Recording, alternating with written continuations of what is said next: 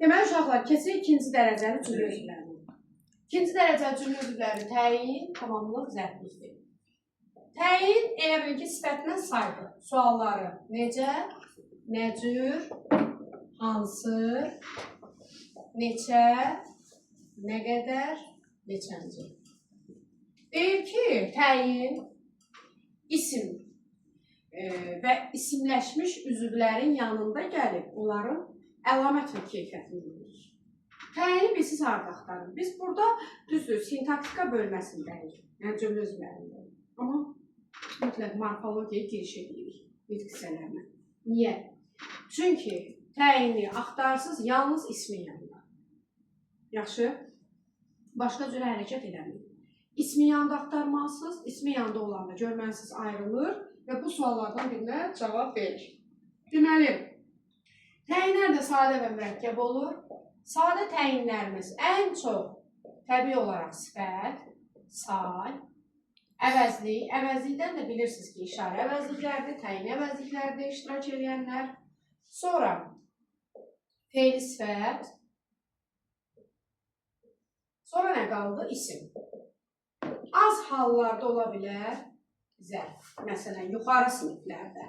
Hansı? Yuxarı. Deməli, sifətlə say, bir də fe'li sifət. Bunların xüsusiyyəti cümlədə təyin olmaq. Birinci. Ümumiyyətlə, sualları fərqli qurulur. Bir var ki, hansı cümlə üzvü vəzifəsini iştirak edir.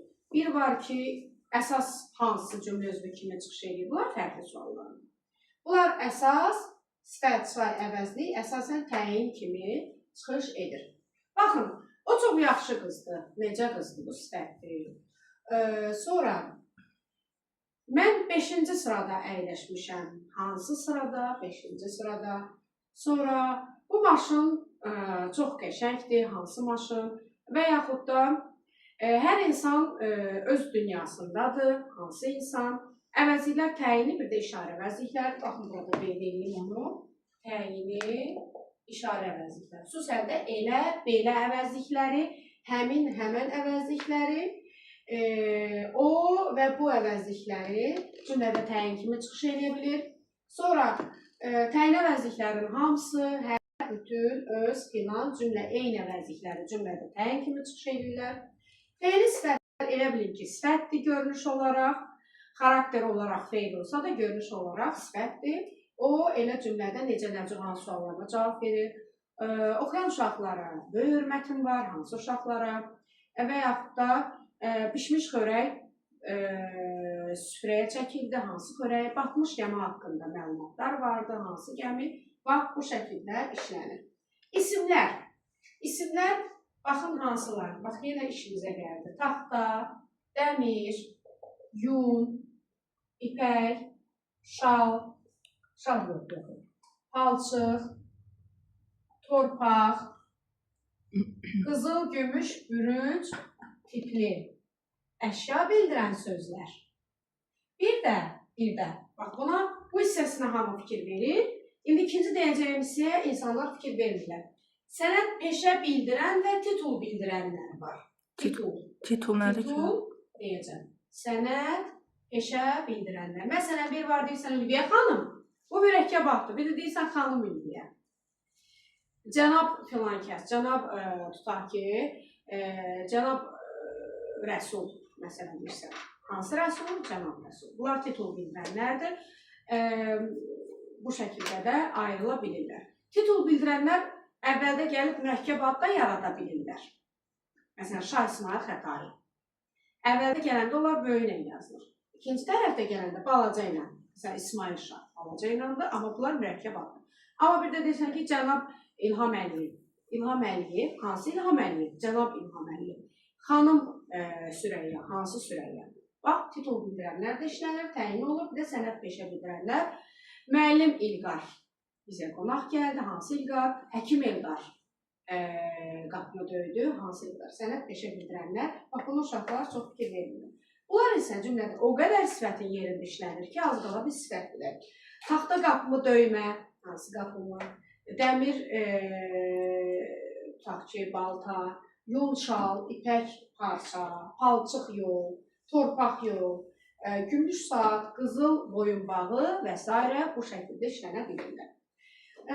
Zərfdə çox az dedim, yuxarı, aşağı siniflər, yuxarı siniflər, aşağı mərtəbə, yuxarı mərtəbə formasında təyin kimi çıxış edə bilirlər. Mürəkkəb təyinlər olur əsasən deməli ikinci növ, üçüncü növ. Bunlar az hallarda işlənir, bunlar daha çox nöqtəli xəbər kimi çıxış edirlər. Mürəkkəb ad, bax bu imtahana da düşmüşdü, üçüncü qrupa buna uşaqlar fikir verməmişdi. Ən çox işlənən isə fe'li sifət işlənirsə, fe'li sifət tərkibi. Baxın, tutaq ki, ikinci növ, üçüncü növə məktəb direktoru Züleyxa xanım. Sözə başladı. Kim Züleyxa xanım? Hansı Züleyxa xanım? Məktəb direktoru. Və yaxud da məktəbin direktoru Züleyxa xanım. Bu da üçüncü növdür. Mürəkkəb ad. Respublikanın əməkdar müəllimi Günay Əliyeva. Kim? Günay Əliyeva. Hansı Günay Əliyeva? Respublikanın əməkdar müəllimi. Bu mürəkkəb addır. Və yaxud da Azərbaycan milli qəhrəmanı Polad Həşimov. Bax bunlar. Məsələn, bəziləri işləmir. Ad, soyad, Günay Məmmədova tipli sözlər. Bu mürəkkəb adlar cümlədə mübtəda xəbər olar. Təyin olmaq xüsusiyyəti yoxdur. Amma bu dediyim Azərbaycan milli qəhrəmanı olsun, şöhrət ordenli olsun və yaxud da dedim Azərbaycan əməkdar müəllimi olsun. Bu tipli mürəkkəb adlar cümlədə təyin olunur və mütləq buna fikir verin.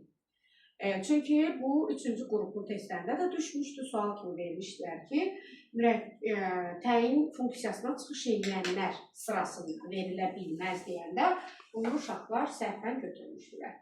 Fe'li sifət tərkibinin isə işi cümlədə zaten təyin olmaqdır. Fe'li sifət olursa, məsələn, oxuyan şagirdlər universitetə qəbul olacaq. Hansı şagirdlər, oxuyan şagirdlər, dərsini vaxtında oxuyan şagirdlər yenə hansı sualına cavab verir. Oxuyanla dərsini vaxtında oxuyanın fərqi odur ki, birincisi fe'li sifət, ikincisi isə fe'li sifət tərkibidir. Təyinlərdə belə bir xüsusiyyət də var uşaqlar. Deməli, yox, bunu mən şeydə deyərəm, həmcə sözlərdə yadıma düşdü. Sonra keçdik tamamlığa.